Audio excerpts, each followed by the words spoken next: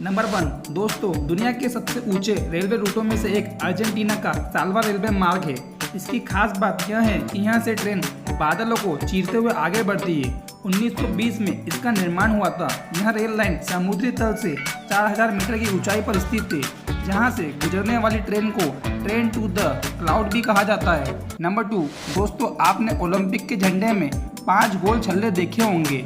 इन गोल छल्लों का मतलब पृथ्वी पर स्थित 5 महाद्वीपों से है। इसमें से नीला गोला यूरोप को, पीला गोला एशिया को, लाल गोला अमेरिका को, काला गोला अफ्रीका को और हरा गोला ऑस्ट्रेलिया को दर्शाता है। तो दोस्तों, आज की वीडियो में इतना ही। अगर आपको वीडियो पसंद आती है तो वीडियो को लाइक, शेयर एंड सब्सक्राइब करना ना भूलें।